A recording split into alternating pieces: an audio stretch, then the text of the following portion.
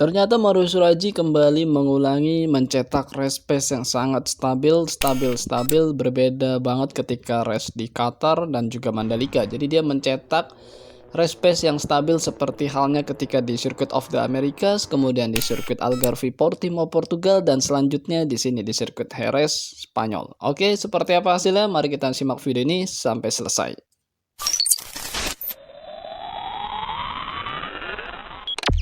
Bismillah. Assalamualaikum warahmatullahi wabarakatuh. Kembali lagi di RYD 31 Media. Oke bro, jadi pada video kali ini saya pengen menghadirkan data race pace Mario Suraji pasca race di sirkuit Jerez 2022 ya, kelas Moto3 World Championship. Ya, mungkin di awal sudah kita sedikit spill kan bahwa memang Mario Suraji race pace-nya stabil banget, dan ini menyerupai ketika dia race di Circuit of the Americas ataupun di Portimao Portugal, karena stabil, tidak konsisten, dan ini sangat-sangat konsisten. Oke, seperti apa? Oke, kita akan mulai langsung aja ke data race pace Mario Suraji ketika race di kelas Moto3 World Championship di sirkuit Jerez Spanyol 2022. Seperti ini hasilnya. Mario Suraji start dari posisi ke-24 atau row ke-8 dengan lap time 1 menit 48 detik 341. Sedangkan ini sebenarnya sudah naik beberapa posisi ya, karena sebelumnya catatan waktu ini dia hanya start dari posisi 2 terbawah. Namun karena Gerard Ryu, Ayumu Sasaki, dan Carlos Tatai terkena penalti, akhirnya mereka yang harus start dari posisi terbawah. Namun hasil race-nya Mario Suraji mampu finish di posisi ke-17 dan lintasannya pun kering, yang artinya Mario Suraji cukup bagus di lintasan kering. Dia mampu bertahan dan bahkan naik posisinya ke posisi 17 dibandingkan di saat start yang di posisi ke-24. Ini buat saya pribadi adalah suatu pencapaian yang step by step cukup bagus, dimana nanti akan kita lihat lap time-nya pun bisa dibilang konsisten banget lah ya, dan cukup cepat dan tidak terlalu lambat, yang artinya dia banyak banget perubahan sampai race kelima Moto3 World Championship 2022 ini. Ya, kalau kita lihat Mario Suraji seperti ini performanya selama seri Qatar, Indonesia, Argentina, Amerika, Portimao, Spanyol. Saat di seri Qatar, Mario Suraji start dari posisi ke-25 dan sebelum start dia naik ke posisi 22 dan finishnya di posisi ke-19. Selanjutnya di seri Indonesia Mandalika, Mario Suraji start dari posisi ketiga dan finishnya di posisi ke-14 dan dia mengantongi 2 poin. Seri Argentina, Mario Suraji start dari posisi 20 dan finish di posisi 21. Dan kemudian Circuit of the Americas, Mario Suraji start dari posisi ke-29, naik 1 posisi ke-28 dan finishnya di posisi 21. Dan di seri Portimao Portugal, Mario Suraji start dari row terdepan lagi di posisi kedua dan finish di posisi 16. Kemudian di seri Jerez Spanyol, Mario Suraji start dari posisi 27 dan naik ke posisi 24 sebelum start dan finishnya di posisi ke-17. Kemudian kalau kita beralih ke klasemen sementara Rookie of the Year 2022, Mario Suraji berada di posisi ke-7 dengan 2 poin yang berharga di saat seri Mandalika Indonesia. Sedangkan di posisi teratas ada pembalap Brazil yaitu Diogo Moreira dengan 32 poin, dan di posisi 2 ada pembalap Spanyol yaitu Daniel Holgado yang juga juara FOM CV Moto3 2021. Joao Kelso berada di posisi ketiga dengan 14 poin dari Australia, dan Ivan Ortola dari Spanyol dengan 14 poin. Scott Ogden di posisi kelima dari Inggris dengan 14 poin. Dan Matteo Bertele dari Italia berada di posisi ke-6 dengan mengantongi 6 poin. Ya, mudah-mudahan Mario Suraji dapat menaikkan lagi posisinya dengan meraih poin sebanyak-banyaknya di race-race berikutnya kelas Moto3 World Championship 2022. Dan untuk klasemen sementara tim, Honda Tim Asia berada di dasar banget di posisi 14 dengan hanya mengantongi 2 poin yang diperoleh saat Mario Suraji mendapatkan 2 poin tersebut di seri Mandalika Indonesia. Di posisi teratas ada Gaviota Gas Aspar Team dengan mengantongi 176 poin, hasil duet dari Izan Guevara dan juga Sergio Garcia. Dan di posisi kedua ada Leopard Racing, hasil duet antara Tatsuki Suzuki dan juga Dennis Foggia dengan 109 poin.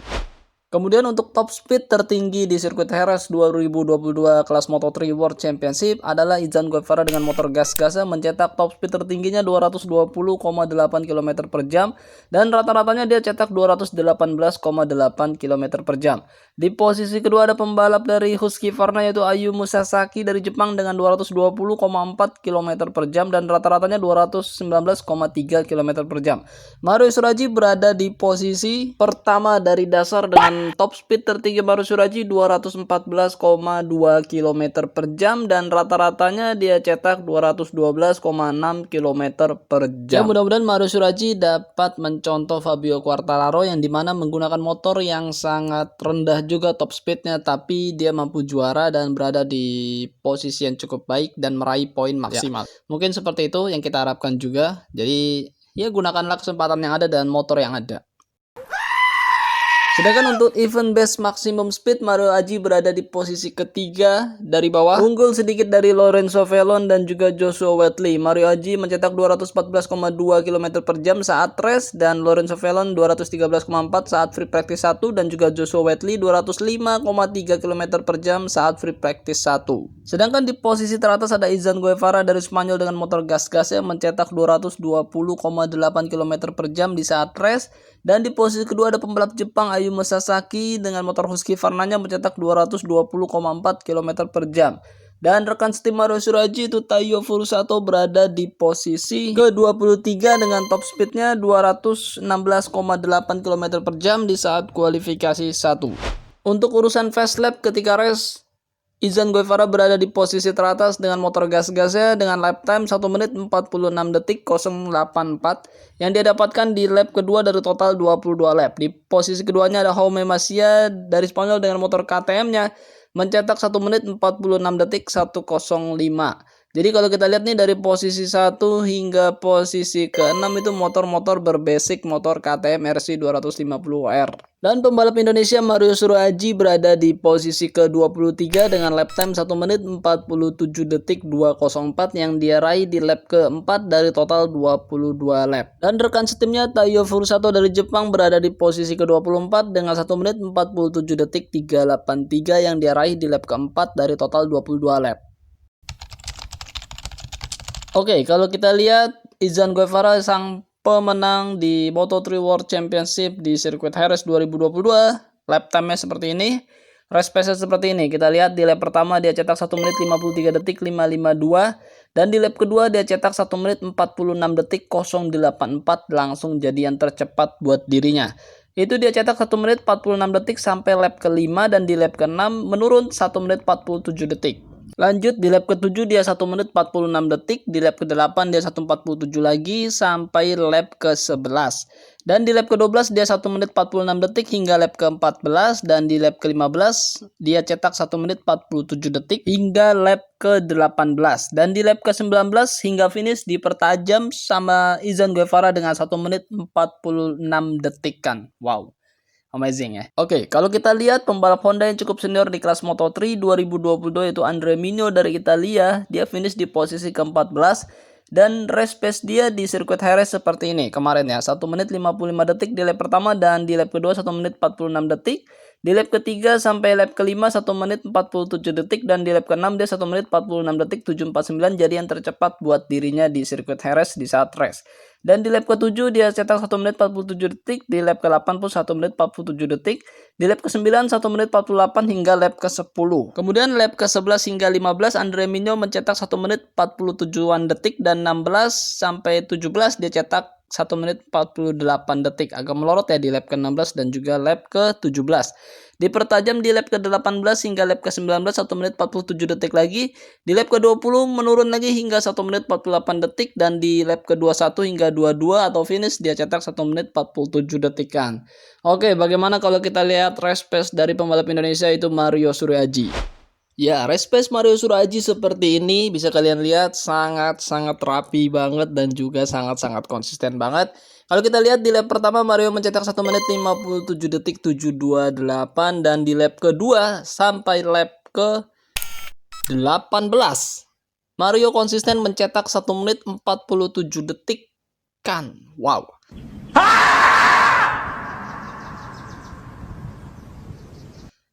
Amazing ya. Sangat-sangat konsisten banget dari lap kedua sampai lap ke-18. Dia mencetak 1 menit 47 detik dan di lap ke-19 dia turun 1 menit 48 detik sampai lap ke-20. Namun berhasil dipertajam di lap ke-21 dengan 1 menit 47 detik lagi dan di last lap yaitu 1 menit 48 detik 0.025. Keren, kalau buat saya pribadi keren karena memang mencetak race pace yang sangat konsisten seperti ini itu susah banget. Susah banget dan susah banget. Jadi memang ketika race itu banyak tekanan mulai dari lawannya, mulai dari mental dari diri sendiri juga dan juga mungkin dari motornya. Tapi ketika bisa mencetak konsisten lap time seperti ini, itu ada kesempatan ke depannya akan jauh lebih baik menurut kacamata saya pribadi, dan mungkin tim lebih tahu seperti apa, dan juga ini tidak perlu diperdebatkan karena memang ini sudah pasti sesuatu yang sangat bagus dan ini sangat dibutuhkan pembalap-pembalap Grand Prix untuk dapat tetap eksis di ajang Moto3, Moto2 dan juga MotoGP. Jadi kalau memang race pace mampu konsisten, itu masih ada kesempatan untuk dia bisa mendapatkan kesempatan berikutnya. Apalagi dia bisa meraih poin, itu jelas bonus lagi sebenarnya ya. Oke, bagaimana dengan race pace dari pembalap Jepang yaitu Taiyo Furusato, rekan sim dari Mario Suroaji di Honda Tim Asia? Ya, race pace dari Taiyo Furusato seperti ini. Kita lihat di lap pertama dia cetak 1 menit 58 detik, dan di lap kedua sampai lap ke-6 dia cetak 1 menit 47 detikan. Dan di lap ke-7 dia cetak 1 menit 48 detik, dan di lap ke-8 dan 9 dia cetak 1 menit 47 detikan. Lap ke-10 sampai lap ke-11 dia cetak 1 menit 48 detik, dan lap ke-12 sampai lap ke-14 dia cetak 1 menit 47 detikan. Lap 15 dia cetak 1 menit 48 detik hingga lap 16, dan lap 17 1 menit 47 detik, dan lap ke-18 1 menit 48 detik sampai lap ke-20. Di lap 21 dipertajam 1 menit 47 detik, dan di lap ke-22 1 menit 48 detikan. Jadi kalau kita lihat race pace Taiyo ini 148 147 ya. Kurang lebih seperti itu. Ya, kalau buat saya pribadi sih ini sesuatu yang cukup bagus dari Mario Suroaji ya. Kalau kita fokus terhadap Mario Suroaji, karena memang ini sesuatu yang sudah kita bahas di 2 race awal, Qatar dan juga Mandalika, di mana saat itu race pace Mario Suroaji tidak konsisten hingga dia memang posisi finishnya jauh di bawah, ataupun dari posisi terdepan dan finish di bawah, tidak jauh lebih baik daripada posisi start. Nah, ketika race di Argentina, Amerika, dan juga Portimao, Portugal, dan juga Jerez, itu perubahan sangat terlihat banget dari Mario Suroaji melalui data-data yang sudah tershare juga, yaitu race pace Mario Suroaji sangat-sangat konsisten. Bahkan di Jerez ini jauh lebih konsisten, dari lap kedua hingga 18 dia konsisten 1 menit 47, 1 menit 47, itu susah banget. Susah banget. Itu kita nggak usah sebagai seorang pembalap, bahkan kalian kalaupun cuma gamer, pemain game aja itu kan, dan jangan dibilang kalau kita Mimin cuma main game. Yang pertama saya nggak suka disebut Mimin, dan itu susah banget kalau main game MotoGP ataupun game apapun tuh susah untuk bisa mencetak lap time yang sangat konsisten, karena harus masuk tikungan dengan titik pengereman yang sama, keluar tikungan dengan gas yang sama juga. Jadi harus seperti itu, setiap masuk keluar tikungan dan straight ya tinggal gas doang. Kalau di lurusan tinggal gas, nggak ada masalah dong. Tapi ketika masuk keluar tikungan dengan titik breaking point yang harus benar-benar sama, dan ini dijalani di race, itu susah banget sebenarnya.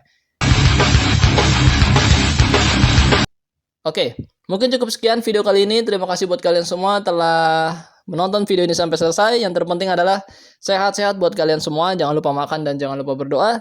Akhir kata, wassalamualaikum warahmatullahi wabarakatuh. Bye-bye. No? Macareno. No? Huh. Okay.